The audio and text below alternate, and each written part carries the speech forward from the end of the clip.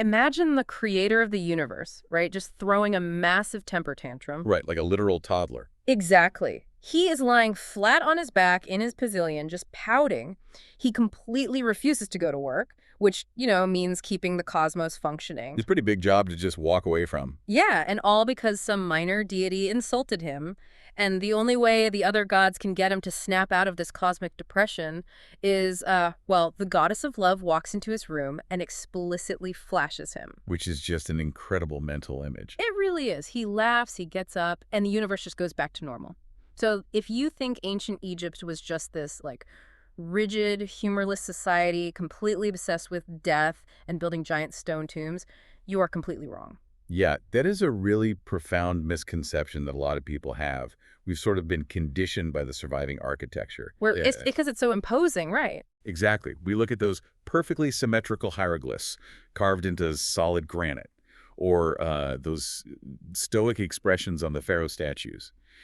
And we mistake the permanence of their stone for the actual personality of their people. We see a civilization defined by silence. Right.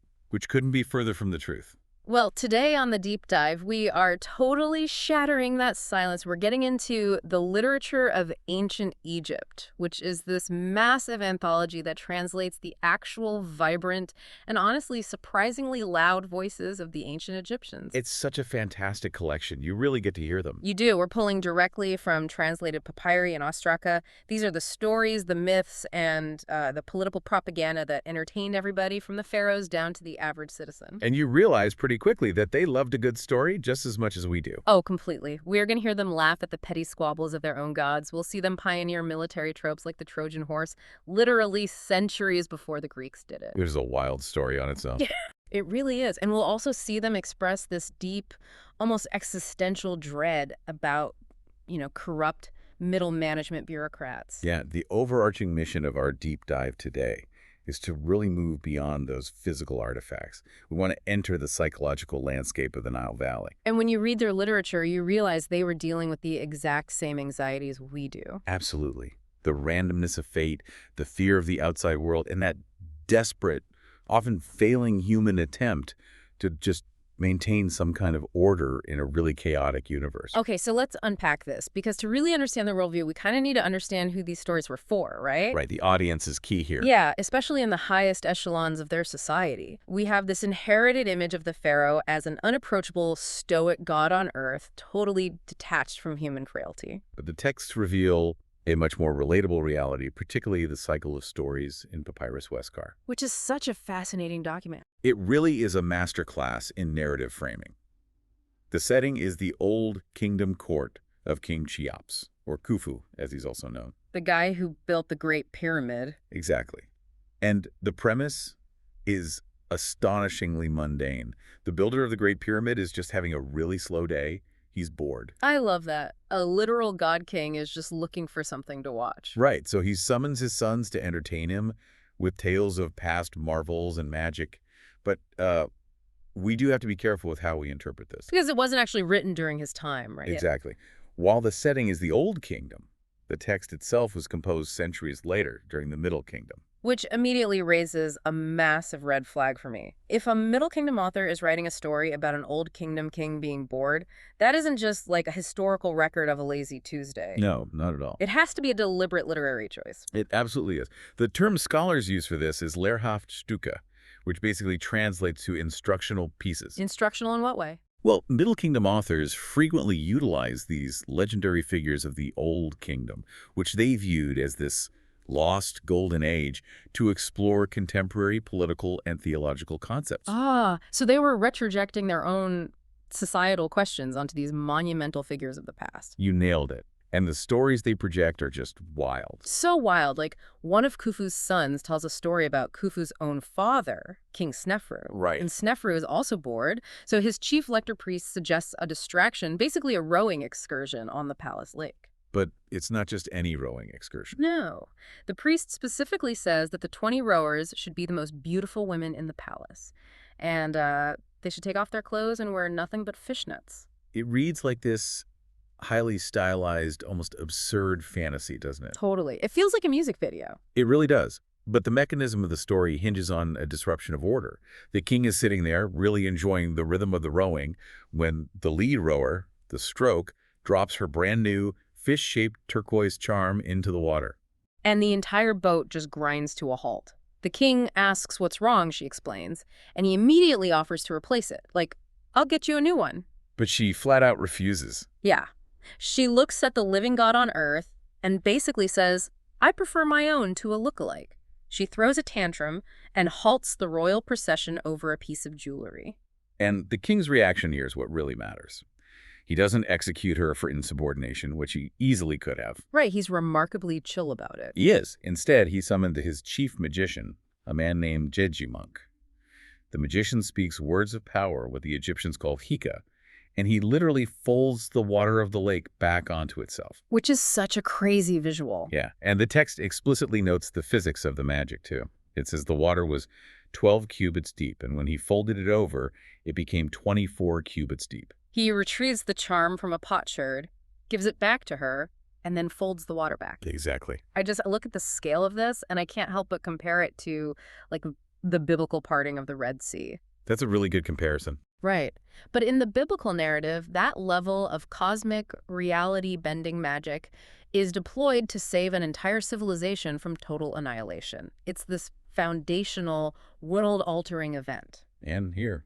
Here, that exact same scale of environmental manipulation is performed merely to retrieve a dropped earring for a stubborn rower. I mean, it feels like using a nuclear weapon to swat a fly. That disparity in scale is exactly the point the author is trying to make.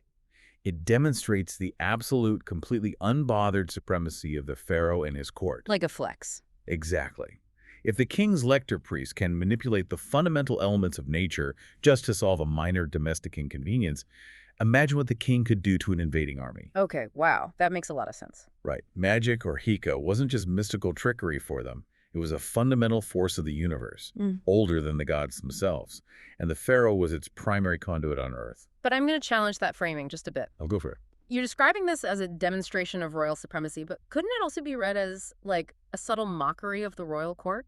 How so? Well, the king is entirely dependent on his magician to solve a problem caused by his own superficial desire for entertainment. He's literally powerless against a stubborn rower. That is a brilliant counter-reading, honestly. And it really highlights the layered genius of Egyptian literature. Because it can be both things at once. Yes, exactly. There's definitely a subtle subversive element there, a recognition of the human frailty of the king, but ultimately the text functions to reinforce the institution itself. So even if the guy on the throne is flawed, the throne itself is perfect. Precisely. Even if the individual king is flawed or bored, the office of the king, supported by his ritual specialists, maintains the cosmic order. This dual nature of the king, of the flawed human vessel and the perfect divine office, is a constant tension in their writing. And we see that tension aggressively weaponized in another famous text from our sources, the story of Sinuhe. Oh, Sinuhe. Yeah, if Papyrus Westcar is an instructional piece, Sinuhe is just a masterpiece of state-sponsored political spin. It really is. Sinuhe is arguably the zenith of Middle Kingdom literature. It tells the story of an Egyptian official who flees into exile in the Levant out of this massive political panic. He thinks he's going to be assassinated or wrapped up in a plot, right? Exactly. So while he's abroad, he encounters a Syrian chief, and Sinuhe delivers this extended, highly poetic encomium, basically a massive speech of praise about the new Egyptian king, Senusret I. And this speech is fascinating because Sinuhe describes Senusret as this terrifying engine of destruction. He does not hold back. Not at all. He says he cracks skulls, he bends back the horn, he annihilates fugitives without mercy. But then, in the exact same breath, he totally pivots. Right, he completely changes his tune. Yeah, he claims the king is gentle, well-favored, and takes through love. Sinuhe tells the Syrian chief that the city rejoices in the king more than their own gods. It is a terrifying duality, isn't it? It really is. He's a weapon of mass destruction to foreigners, but this nurturing father to his subjects. And what Sinuhe is articulating there is the quintessential doctrine of pharaonic power.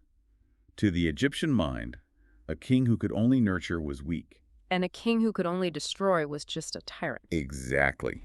True divine kingship required the capacity for both. You needed absolute violence against chaos and absolute benevolence toward order. So it's a balance. A very careful balance. Right. This literature was circulated among the literate elite, the scribal class, specifically to ensure they internalized this exact ideological framework. But wait, Sinuhe is speaking to a Syrian chief in this story. He's thousands of miles from the Egyptian court. Why is he delivering steep propaganda to a foreigner in the middle of the desert? That's the real question. Like, is he trying to intimidate the Syrians, or is the author just using this conversation as a vehicle to brainwash the Egyptian scribes who are actually reading the papyrus? It's 100% the latter. The Syrian chief in the narrative is really just a rhetorical trop. Just a sounding board. Yeah, the intended audience was always the Egyptian bureaucracy itself. It was an internal echo chamber. So the scribes are just reading a story about how awesome their boss is. Precisely. The state needed the scribal administrators, basically the middle management of the empire, to believe unquestioningly in the terrifying power and ultimate goodness of the king. Because if the scribes believe the propaganda, the state remains stable. Which brings us to a massive contradiction, doesn't it? How do you mean? Well, the court literature is working overtime to project this image, a perfect, unassailable system where the pharaoh magically maintains order, he flawlessly protects the innocent. Right. But if the literature says the system is perfect, what happens when that system inevitably and probably routinely fails the common citizen? And that is where the literature gets incredibly interesting. Because when the system fails, it shifts from propaganda to this profound, desperate philosophical inquiry. And you cannot understand this inquiry without understanding the heaviest concept in Egyptian thought, which is math. That is usually translated as truth or justice, right? But from reading these sources, that feels like a massive undertranslation. Yeah, justice is way too narrow of a word for it. Mot is the fundamental, invisible fabric of the universe. It's everything. It really is. It's cosmic order, equilibrium, and it is the exact opposite of Isfet, which represents chaos and uncreation. I like to say that Ma is the thermodynamics of the Egyptian universe. Oh, that's a great way to put it. The sun rising, the Nile flooding on time, the righteous man being rewarded, and the criminal being punished to them, these are all identical expressions of Ma'at. So they're all connected. Intimately. If a judge takes a bribe in a local court, it is not just a legal failing, it is a microscopic tear in the fabric of the universe that actually threatens to let the waters of chaos flood back in. Wow. And we see the human struggle to patch those tears in a real masterpiece called The Tale of the Eloquent Peasant. Yes, the Eloquent Peasant. The setup for this story is incredibly visceral. We have this guy, Krenunep, who is a peasant from the Wadi Natrun, the field of salt. Right, out in the desert. Yeah, he is a working man traveling down into Egypt with his donkeys. They're loaded up with natron salt, leopard skins, medicinal plants. He's just trying to feed his family. He really represents the bedrock of the Egyptian economy, the agrarian producer. Exactly. And on the public road, he encounters this guy, Nemtinakta, who is a subordinate of the powerful chief Steward Renzi. And Nemtinakte is not a good guy. No, he is terrible. He sees the peasants' goods, covets them, and devises a trap that is just diabolically petty. It's so frustrating to read. It really is. His house sits right where the public path narrows. It's bordered by the water on one side and his own barley field on the other. So Nemtinakte takes a piece of clothing and stretches it entirely across the path. Completely blocking the public right-of-way. Yes. And it is an intentional, premeditated disruption of Ma'at. He's creating a situation where the peasant physically cannot avoid trespassing. Right, he's forcing the error. So the peasant, trying to be accommodating, leads his donkeys up onto the higher ground to go around the clothing. He's just brushing against the edge of the barley. And then the inciting incident happens. And it is so incredibly mundane. One of the donkeys just casually leans over and eats a single ear of barley. Just one. But that's all Nemtinaki needed. Right. He instantly screams that the donkey has destroyed his entire crop. And he uses this ridiculous legal pretext to confiscate the entire herd, steal all the goods, and brutally beat the peasant with a tamarisk switch. It really is a perfect distillation of bureaucratic corruption. Nemtinakte manipulates the letter of the law to completely violate the spirit of the law. It's theft disguised as justice. Exactly. He uses a manufactured legal technicality to commit violent theft. So the peasant appeals to Nemtinakte's boss, the chief steward Renzi. He manages to get an audience, and he pleads his case. This is where the story takes a turn. A turn that is honestly infuriating for a modern reader. The peasant speaks with such incredible rhetorical skill and poetic beauty that Renzi is just blown away. He's amazed by him. Yeah, so Renzi goes to the king and says, I have found a peasant whose speech is perfect. And the king's response is the ultimate bureaucratic nightmare. It really is. The king orders Renzi to completely ignore the peasant. Ignore him. Yes, he says, do not answer him. If you ignore him, he will keep speaking. Secretly write down everything he says so I can read it later. And in the meantime, secretly provide food for his family. I'm sorry, but that is just monstrous. It feels very cruel. It's like being put on hold by customer service indefinitely, losing your house and your livelihood, but customer service is secretly recording your desperate pleas to listen to later as an artistic poetry podcast. That is exactly what has happened. The peasant is bleeding, his property is stolen, and the highest authorities in the land are just stringing him along for aesthetic entertainment. But if we connect this to the bigger picture, it forces us to reevaluate the transition between the Old and Middle Kingdoms. Okay, how so? Well, in the Old Kingdom, the king was the sole arbiter of Ma'at. He was unquestionable. But the Eloquent Peasant is a Middle Kingdom text, and it was written after a period of massive social collapse and civil war. So things had changed. Drastically. The concept of Ma'at had been democratized. It was no longer just the king's responsibility to uphold it. Every single individual, especially government officials, was burdened with maintaining cosmic order. So you're saying the text is like an exploration of that new burden. Precisely. The peasant ends up delivering 9 dense, highly structured petitions to Renzi.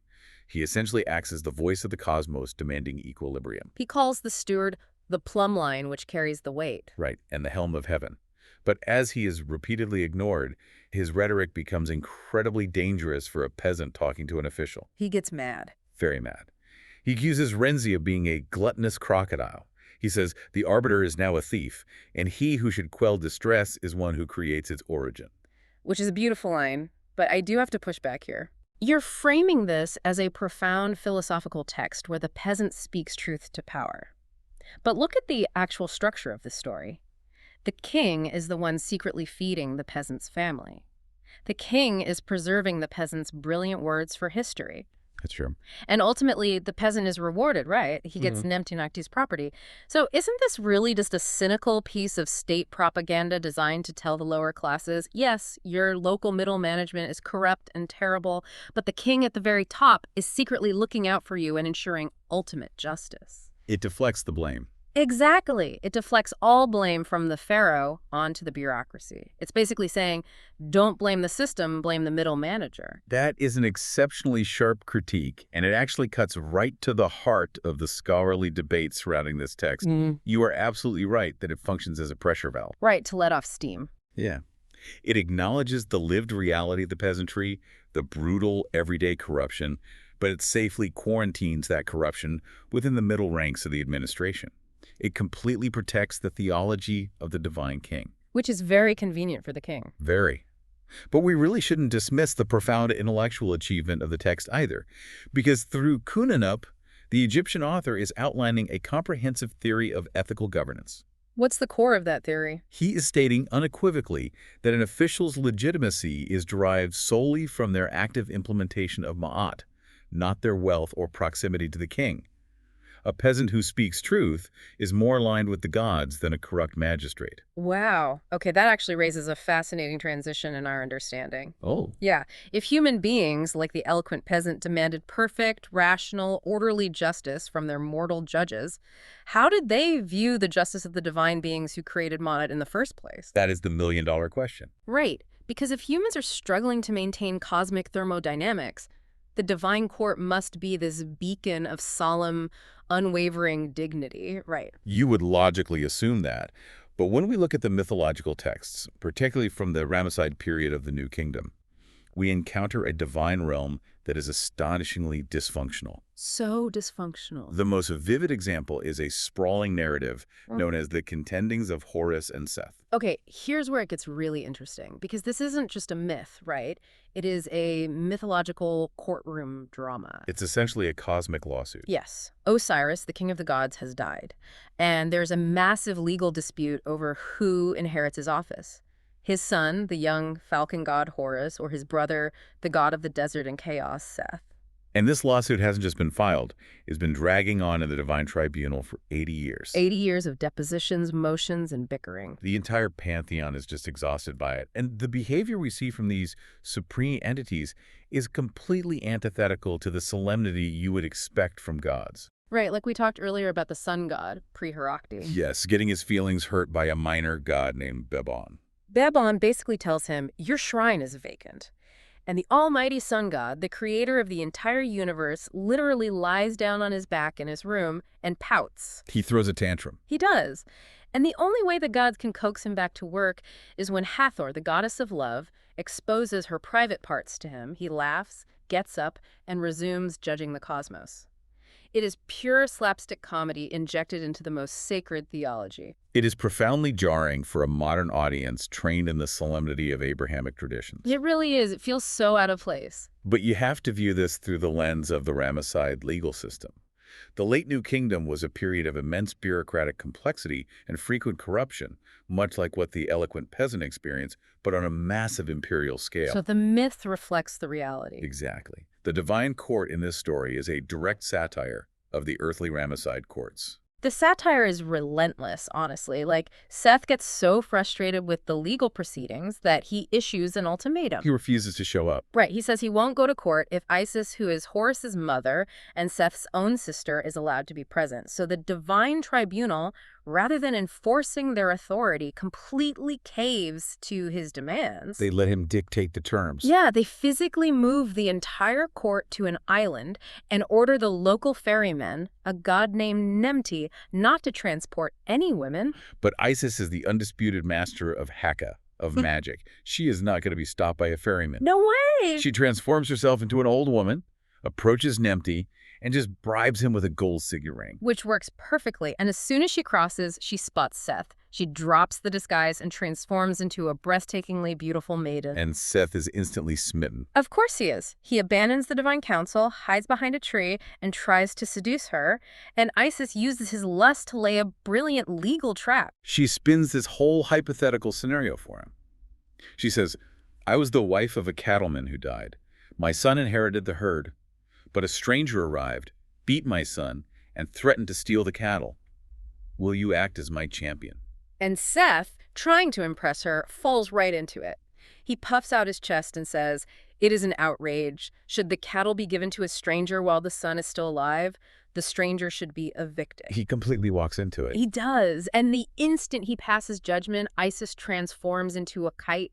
A bird of prey flies into a tree and screams down at him, you just judged yourself. Your own mouth has condemned you. Because the cattle represent the throne, the son is Horus, and the greedy stranger is obviously Seth. Seth is publicly outmaneuvered and humiliated. And in his fury, he demands the ferryman Nemti be punished for taking the bribe in the first place. Right. The gods agree, and they chop off Nemti's toes. Which is wild. Yeah. And the text explicitly states that this is why the god Nemti cursed gold and why gold became a taboo in his cult center. It's an etiological myth nested inside a courtroom comedy. Exactly. And the escalation from there is just...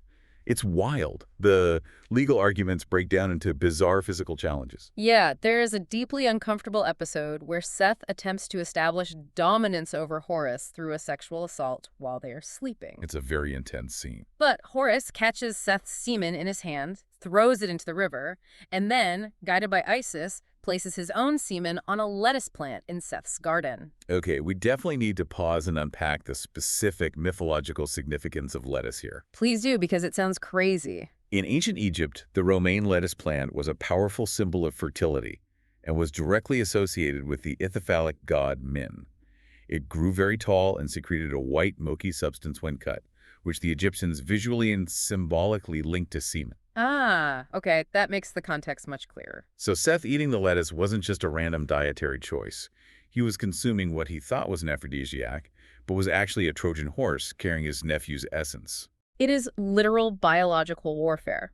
Seth eats the lettuce, becomes pregnant with Horus's seed, and when they return to court, Thoth, the god of wisdom, uses magic to call forth the semen to prove dominance. And Seth's seed answers from the marsh because Horus threw it in the river. Right, but Horus's seed answers from inside Seth. It ultimately emerges from his head as a golden solar disk. It is a stunning humiliation for the god of chaos. And yet the conflict still isn't resolved. They finally agree to a boat race, but with a ridiculous caveat. The boats must be made of solid stone. Which goes against all laws of physics. Completely. Horus, being clever, builds a boat out of pine wood and plasters it to merely look like stone. Seth, possessing brute strength but zero foresight, chops off a mountaintop. He carves a solid stone boat 138 cubits long. And the second he pushes it into the water, it sinks straight to the bottom. Naturally. So Seth turns into a hippopotamus and wrecks Horus's wooden boat in anger. What's truly fascinating here is how the ancient listener actually processed this. Right, because how could a deeply religious society portray the entities they relied upon for their very survival as squabbling, petty, easily tricked toddlers? Doesn't it border on extreme blasphemy? That is exactly my question. If I rely on the sun god to literally make my crops grow so I don't starve, I don't want to hear a story about him throwing a tantrum in his bedroom. To a modern mind, it definitely feels blasphemous. But the Egyptian conception of the sacred was highly elastic. How so? Well, by humanizing the cosmos, by assigning the terrifying, lethal forces of nature, human flaws, tempers, and physical comedy, the Egyptians rendered the incomprehensible relatable. Okay, that's interesting. Think about it. A devastating sandstorm or a solar eclipse is a terrifying display of blind, indifferent power. But if you conceptualize that sandstorm as just Seth throwing a temper tantrum because he lost a boat race, it provides a psychological framework for enduring it. It gives it a narrative. Yes. It implies that the chaos is temporary, governed by rules, and will eventually be resolved by the divine tribunal. So the comedy is actually a psychological survival mechanism. Exactly. And look at the conclusion of the story. It doesn't end with Seth's total annihilation. Order Amat is restored when Horus rightfully inherits the throne of Osiris. But Seth is not destroyed or banished to hell. No, he gets a new job. Right. The sun god adopts Seth and takes him up into the sky to be the defender of the solar bark. The boat the sun travels in. Yes. Every night, as the sun travels through the underworld, it is Seth who stands at the prow of the ship, using his chaotic, violent energy to fight off Apophis, the giant serpent of uncreation. So his chaos is put to good use. The text asserts that even violent, chaotic forces have a necessary, vital place in the universe, provided they are harnessed to protect the cosmic order. That is a brilliant theological synthesis. But it kind of leaves the mortal Egyptian in a terrifying position, doesn't it? How do you mean? Well, if the divine realm is characterized by this kind of unpredictable brawling, and chaos is a necessary component of the universe, how do you navigate your everyday life? It's a struggle. How do you plan for the future when the gods are busy fighting over lettuce? This anxiety birthed a profound literary obsession with inescapable fate, magic, and the fear of the unknown. It absolutely did. For the ancient Egyptian, the world was saturated with invisible forces. They struggled deeply with the tension between predestination and free will. And we see this explored in vivid detail in the tale of the doomed prince. Which starts with a classic fairy tale setup. An Egyptian king prays for an heir, and a son is finally born. But immediately, the 7 Hathor goddesses arrive at his cradle. And the Hathors function very much like the fates in Greek mythology. Right. They look at the baby and pronounce his destiny. They say he will die by a crocodile, a snake, or a dog. The Egyptian concept of fate was personified by deities like Shai, which means destiny, and Renenutit, which means fortune. When the Hathors decree a fate, it is considered an ironclad absolute. It's locked in. Yes. The king is devastated, of course. He attempts to thwart the cosmos by building a massive, fortified stone house in the desert, isolating the boy completely from the natural world. But you cannot quarantine human curiosity. The prince grows up, looks out from the roof of his stone prison, and sees a man walking with a greyhound. And he wants one. He demands to know what it is and then demands one for himself. Astonishingly, the king gives in. He buys his son a puppy, literally inviting one of the instruments of his doom right into the fortress. It's the illusion of control breaking down. Eventually, the prince realizes the futility of his isolation. He tells his father, "I am committed to fate. Let me be released so that I may act according to my desire until God does what is his will." That sentence is one of the most profound philosophical statements in all of ancient Egyptian literature. It's incredibly powerful. It is an extraordinary articulation of fatalistic acceptance synthesized with radical free will. The prince acknowledges that his death is preordained, but he refuses to let the fear of that death dictate his entire life. He actively chooses agency over safety.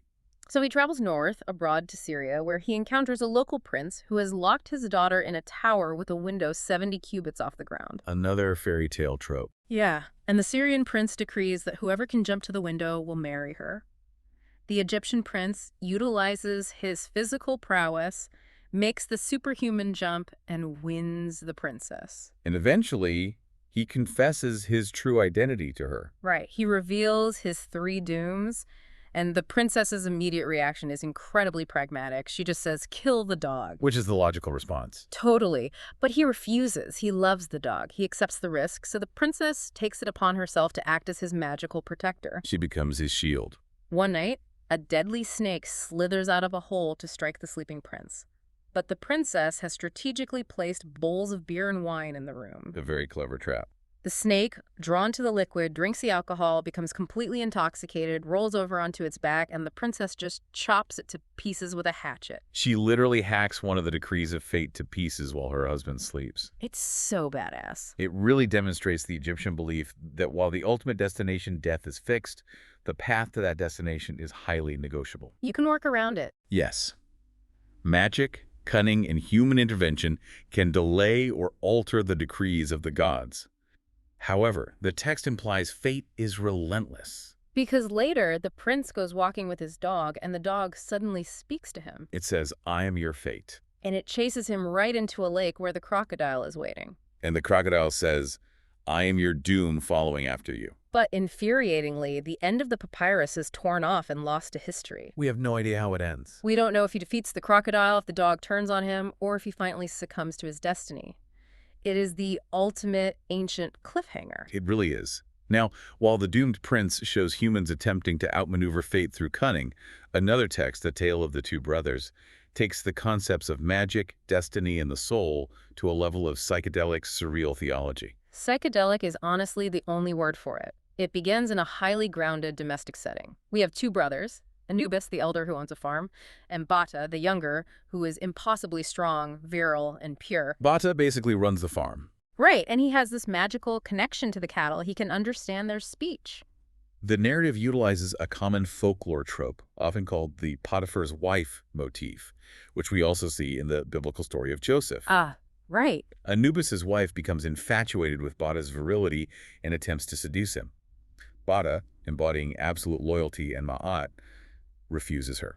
And out of spite and fear of discovery, the wife swallows animal fat to make herself vomit, beats herself up, and tells her husband that Bata assaulted her. Which sends Anubis into a murderous rage. He hides behind the stable door with a spear, intending to kill his brother. But as Bata leads the herd into the stable, the lead cow actually speaks to him, warning him of the ambush. So Bata flees, and a massive chase ensues. Bata prays to Pre-Herakti, the sun god, who intervenes by creating a river filled with crocodiles between the 2 brothers, allowing them to parley safely. Bata explains the truth of the betrayal. And to definitively prove his absolute innocence and purity, he performs a shocking act of self-mutilation. It's so extreme. He takes a reed knife, emasculates himself, and throws his severed flesh into the river, where it is consumed by a catfish. It is an incredibly violent reaction. I read this and stopped dead. Why couldn't he just, swear an oath to the gods? Why go to that extreme? Because the text is operating on a very heavy symbolic level. The emasculation is a physical manifestation of severing his earthly, carnal desires. Proving he couldn't have wanted her. Exactly. By removing the very thing the wife lusted after, he proves he had no desire for her. Furthermore, he declares he is leaving Egypt forever to go to the Valley of the Cedar, which is a mythical, dangerous, foreign landscape. And he tells Anubis, I am going to take my heart out of my chest and place it on the topmost blossom of a cedar tree. He literally removes his own soul for safekeeping. And he tells his brother, if that tree is ever cut down, my heart will fall and I will die. If you ever receive a jar of beer and it suddenly foams up, you will know I am dead. You must come find my heart, place it in a bowl of cool water, and I will be resurrected. It is the ultimate insurance policy of the soul. So in the Valley of the Cedar, the gods pity Bata's loneliness. The creator god Khnum builds a wife for Bata on his divine potter's wheel. She is physically perfect, containing the essence of every god. But, just like in The Doomed Prince, the 7 Hathors arrive and decree her fate. She will die by the executioner's blade. And from here, the narrative accelerates into pure fantasy. It really does. The divine wife goes walking near the sea. The sea tries to sweep her away, but only manages to snag a lock of her fragrant hair. The sea carries this hair all the way down to Egypt, right into the pharaoh's laundry. The pharaoh smells the intoxicating fragrance. His magicians tell him it belongs to a divine woman, and he sends an army to capture her. Right, the army arrives in the valley, they cut down the cedar tree, the blossom falls, and Bada instantly drops dead. And the divine wife, who is perfectly happy to become the chief lady of Egypt, just abandons him. Back in Egypt, Anubis is handed a beer, it foams up, and he immediately sets out. He searches the valley for years, finally finds the shriveled heart resembling a dried berry, places it in water, and Bada resurrects. But he doesn't resurrect as a human. No. Bada transforms into a magnificent, multicolored bull. Anubis rides this divine bull back to the pharaoh's court. Bada, in bull form, walks right up to his treacherous former wife and speaks to her. "Look, I am still alive." She is terrified. So she waits until the pharaoh is drunk and happy, makes him swear an oath to grant her a wish, and asks for the bull to be sacrificed and its liver served to her. The pharaoh is devastated, but he's bound by his oath, so he sacrifices the bull. As it dies, 2 drops of its blood fall by the great gates of the palace. Overnight, those drops of blood sprout into 2 massive, exquisite Persea trees. Bada's consciousness has jumped from the bull into the trees. He speaks to the wife from the branches, saying, "I am still alive," so she repeats her trick. She manipulates the pharaoh into chopping down the trees to make furniture. And as the axes hit the wood, a tiny splinter flies into the air and lands in the wife's mouth. She swallows it, and in that precise moment, she becomes pregnant. She gives birth to a son, whom the pharaoh believes is his legitimate heir. But the son is actually Bada reincarnated. Yes. The pharaoh eventually dies. Bada inherits the throne, summons the Great Council, exposes the crimes of the wife who is simultaneously his mother, and has her executed, perfectly fulfilling the doom decreed by the Hathors. And Bada then makes his brother Anubis the crown prince. Yes. Okay, I have to stop here and push back violently on this narrative. My mind is literally spinning. It's a lot to take in. I understand this is mythology, but how is an ancient listener meant to interpret this chaotic sequence of events? Bada is betrayed, emasculates himself, removes his heart, is killed, turns into a bull, is killed again, turns into trees, is killed again, turns into a splinter, and literally impregnates his own mortal enemy so that he can be born as his own son to inherit the throne. It sounds absurd when you list it out like that. Are we really supposed to believe an ancient farmer sitting around a fire understood this as anything other than a hallucinogenic fever dream? I completely understand the reaction, but I would actually reframe that entirely. To the ancient Egyptian mind, this wasn't a fever dream at all. It was a highly structured theological manual wrapped in a folklore narrative. A manual for what? This story is the most complete literary exploration of a foundational religious concept known as Kamutef, or the bull of his mother principle. Okay, explain the bull of his mother, because biologically that is a paradox. It is a biological paradox intentionally designed to solve a theological problem. Which was? In Egyptian theology, the concept of linear time was terrifying because it implied an end. True eternity, which they called Nehe and Jet, required cyclical renewal. The divine office of the king, to be truly eternal, could not rely on standard biology. It had to be self-sustaining. Exactly. Yeah. The divine king had to be both the father who engenders the heir and the son who is subsequently born. He must be self-generating. So the female element in this theology. The female element, the mother or spouse, was viewed merely as the divine vessel that facilitated this eternal male cycle. Bada giving birth to himself through the woman who repeatedly destroyed him is the ultimate theological triumph. Wow. He uses the agent of chaos, the treacherous wife, as the incubator for his own perfect resurrection. It asserts that the divine kingship is invincible. No matter how many times chaos cuts it down, sacrifices it, or chops it into lumber, it will continually impregnate reality and rebirth itself. That is staggering. It completely reshapes how you read the story. It isn't just about a guy surviving bad luck. It is a coded argument that the universe is a closed-loop system designed to sustain order. Precisely. And it highlights a crucial geographical anxiety running through the text, too. Where do all the supernatural dangers occur? In the Valley of the Cedar. Right. The emasculation, the removal of the heart, the magical assassins, they all happen in the Levant. This brings us to a fundamental psychological reality for the ancient Egyptian: the terror of the outside world. The Egyptian abroad. Xenophobia, cleverness, and the desperate yearning for home.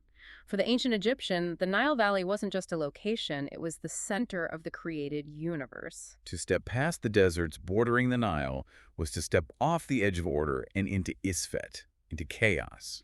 And we see this geopolitical and cultural anxiety perfectly captured in a text called The Quarrel of Apophis and Seknenre, Set during the Second Intermediate Period, specifically the Hyksos era. which was a really traumatic period for the Egyptian psyche, right? Very traumatic. Foreign invaders from the Levant, the Hyksos, had actually conquered the northern part of Egypt and were ruling from their capital in the delta, Evaris. The native Egyptian king, Seknenre, was relegated to ruling the south from Thebes. The text describes the Hyksos king, Apophis, attempting to provoke a war with the native Egyptian king. Apophis summons his scribes and devises a pretext for conflict that is so physically impossible it borders on Monty Python. It really is absurd. Apophis sends a messenger hundreds of miles south to Thebes to deliver a complaint to Seknora. He says, "The hippopotamuses in your pool in Thebes are making too much noise, and they are keeping me awake at night up here in Avaris. You must silence them." It is a fabricated, absurd grievance. The distance between Avaris and Thebes is roughly 400 miles. You can't hear a hippo from 400 miles away. No, but the literary purpose is clear.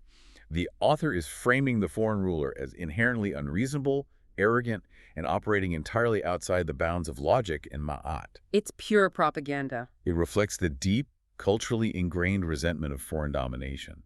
The foreigner is always the agent of chaos. But the irony is, when the Egyptians eventually expelled the Hyksos and went abroad as imperial conquerors themselves during the New Kingdom, they prided themselves on their own cunning and deception. We see this perfectly in the historical romance, The Capture of Joppa. Joppa, which is modern-day Jaffa in Israel, had rebelled against the great warrior Pharaoh Thutmose III. The Egyptian general, Jehudi, is tasked with taking the heavily fortified city. And he doesn't use brute force. He relies on intellectual superiority. Jehudi invites the rebel prince of Joppa out of the city for a diplomatic parley. He plies the prince's soldiers with alcohol until they are incapacitated. Then Jehudi tricks the prince into asking to see the pharaoh's great magical baton. And as soon as the prince looks at it, Jehudi strikes him in the head, knocking him unconscious, and binds him in copper chains. But neutralizing the leader doesn't neutralize the city walls. Jehudi devises a stratagem that is legendary. He commissions 200 large baskets. He conceals a fully armed Egyptian soldier inside every single basket, seals them shut, and forces 500 captured Joppa soldiers to carry these baskets right through their own city gates. Claiming it's the captured loot from the defeated Egyptian camp. Exactly. Once the baskets are inside the walls, the Egyptian soldiers burst out, slaughter the guards, and capture the city. It is literally the exact tactical mechanism of the Trojan horse smuggling soldiers inside the walls disguised as a trophy. But this text predates Homer's Iliad by centuries. The Egyptians were telling Trojan horse stories before Troy was even a cultural touchstone. It perfectly illustrates the Egyptian imperial self-image. They viewed the foreigners as physically strong but intellectual deficient. The Egyptian mind, aligned with Ma'at, will always outwit the chaotic foreigner. But even possessing that supreme cultural confidence, the overriding, paralyzing emotion associated with leaving Egypt was absolute terror. The pinnacle expression of this dread is a Middle Kingdom masterpiece known as the Shipwrecked Sailor. This text is structurally fascinating. It is a story within a story. An Egyptian expedition has returned from the south, and it has been a complete failure. The expedition commander is paralyzed with fear because he has to face the king and report his failure. To comfort his commander, a junior officer steps forward and tells a story of a time he faced far greater existential odds. The junior officer recounts being on a massive ship manned by 120 of the finest, bravest sailors in Egypt. They're sailing on the Great Green, which scholars debate as either the Red Sea or the deep southern reaches of the Nile. Suddenly, a freak storm hits. An 8-cubit wave smashes the vessel to splinters. Every single man drowns, save for the narrator. He is washed ashore on a mysterious, uncharted island. He is completely severed from order. He finds food, but then the island physically reacts to a presence. The earth quakes, the trees shake, and he is confronted by the lord of the island, a gigantic serpent. The physical description is terrifying. The serpent is 30 cubits long. Its scales are made of solid gold, and its eyebrows are made of real lapis lazuli. It wears a divine beard. The sailor is instantly paralyzed, throwing himself on his belly. The giant serpent scoops the human up in its mouth, carries him gently to its den, and sets him down without leaving a single scratch on him. The serpent interrogates him. Who brought you to my island? And when the terrified sailor recounts the tragic destruction of his ship and the loss of his comrades, the story takes an astonishing turn. The giant, golden monster exhibits profound empathy. The serpent attempts to comfort the sailor by sharing its own trauma. The serpent says, "Do not fear. God has allowed you to live. I used to live here with my 75 brothers, sisters, and children, but one day a star fell from the sky and they all burned to ashes in the fire." I was not with them. When I returned and found them as a heap of corpses, I died for them. It is one of the most emotionally resonant passages in ancient literature. This terrifying alien entity bonds with the stranded human over the universally understood agony of surviving the death of your family. It is survivor's guilt articulated thousands of years ago. The serpent assures the sailor that a ship from Egypt will arrive in exactly 4 months, and the serpent offers a piece of wisdom that defines the Egyptian soul. If you are brave and your heart is strong, you will fill your arms with your children, you will kiss your wife, and you will see your house. That is better than anything. You will reach home. That is the ultimate promise. The serpent loads the sailor with immense wealth and sends him back to Egypt. The serpent prophesies that once the sailor leaves, the island will transform into waves and vanish forever. It was an ephemeral space of divine testing and grace. So what does this all mean for the Egyptian psyche? Why does the promise of returning home outweigh a literal mountain of gold and magical protection? We see the answer clearly in the conclusion of the story of Sinuhe. Remember, Sinuhe fled to the Levant. He achieved the absolute pinnacle of success abroad. The local Syrian chief married Sinuhe to his eldest daughter. He was given the land of Yah, a paradise described as flowing with wine, honey, and abundant cattle. He became a wealthy warlord, raised a powerful tribe, and even defeated a giant local champion in single combat, appropriating all his wealth. By every metric of the ancient world, Sinuhe had won. He was a king in all but name. Yet as his life draws to a close, he is consumed by misery. He abandons this perfect life of luxuries, relinquishes his wealth to his sons, and sends a desperate, groveling petition to the pharaoh, begging to return to Egypt just to be a regular courtier. Why would anyone walk away from total sovereignty abroad to be a servant back home? Because of the profound existential reality of Egyptian mortuary theology. For an Egyptian, earthly life was a fleeting, temporary preparation for the eternal afterlife. But eternity was not guaranteed. It was geographically and ritually dependent. To die outside the borders of Egypt meant you could not receive the highly specific, necessary burial rites. In his petition, Sinuhe specifically obsesses over the physical details of burial. He's terrified of being buried in a sheepskin by the Bedouins. He begs to return so his body can be wrapped in proper Egyptian linen from the hands of the craftsmen. He specifically mentions needing the dance of the Mu ritual dancers wearing specialized headdresses performed at the door of his tomb. If those exact hyper-local rituals were not performed on Egyptian soil, the Ka, the life force, and the Ba, the soul, could not survive. You would face the second death, complete annihilation in the afterlife. Sinuhe's wealth in Syria meant nothing if it resulted in spiritual erasure. Sinuhe cries out, "What is more important than joining my dead body to the land where I was born?" And the pharaoh's response is incredibly revealing. He doesn't scold Sinuhe for his political flight decades earlier. The pharaoh writes back and essentially says, "Come home, you are getting old. Think about the day of burial." You will not die abroad. You will not be wrapped in a ram's skin. Sinuhe drops everything, races back to the Egyptian court, throws himself on his belly in front of the throne, and is granted a stone pyramid and an eternal estate. The story ends with him finally at peace, purely because he knows he will die on Egyptian dirt. It is the ultimate expression of their worldview. It is a potent mixture of cultural superiority, deep-seated xenophobia, and an aching, desperate homesickness that dictated their foreign policy and their private lives. Which brings us to the end of our journey through their literature today. We have traveled across a staggering, complex landscape of the ancient imagination. We've seen royal magicians fold the waters of a lake like a blanket to retrieve a dropped piece of jewelry, projecting the illusion of perfect control.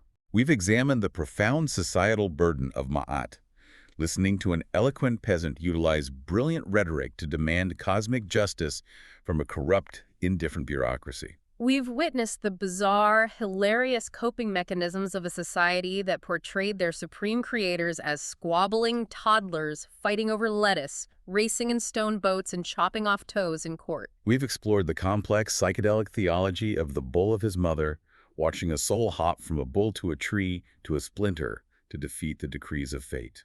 And we felt the raw, existential dread of the Egyptian abroad staring down a golden serpent and begging just to see their homeland one last time before death. It is so easy to view the ancient Egyptians strictly through the cold, rigid stones of their monuments. But their literature proves, beyond a shadow of a doubt, that beneath the Stoic statues they were vibrantly, beautifully human. They got bored at work, they laughed at authority, and used satire as a weapon. They dreaded the randomness of the universe. They loved a complex plot twist, and they passionately cherished the comfort of their families and their home. They weren't just a civilization of architects building silent tombs. They were philosophers, comedians, and storytellers, building a complex world of ideas designed to stave off the chaos of the dark. I want to leave you with a final thought to ponder as we close this deep dive.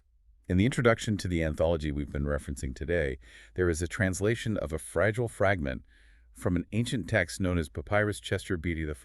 The ancient scribe, recognizing his own mortality, wrote this: "More profitable is a book than a graven tablet, than a chapel wall well built. A man has perished, and his corpse has become dust, but writings cause him to be remembered in the mouth of the storyteller." Think about the profound truth in that. Think about how many massive stone temples, engineered to last for eternity, have been ground into dust by time and the desert wind. Think about how many carefully guarded mummies, hidden deep beneath millions of tons of limestone, have been utterly destroyed by grave robbers and decay. Yet here you are, thousands of years later, listening to this deep dive, intimately connected to the minds of these people. You know exactly what made them laugh. You know what kept them awake at night in a cold sweat. You are actively sharing their jokes, debating their anxieties, and keeping their stories alive. It forces a total reevaluation of their legacy. We began today by comparing their grand monuments to a perfectly preserved but silent fossilized insect in amber. Right. Could it be that the flimsy, fragile papyrus reed, the organic material that rots in the damp, burns in the fire, and crumbles to dust in your hands, was actually the strongest, most eternal monument the Egyptians ever built?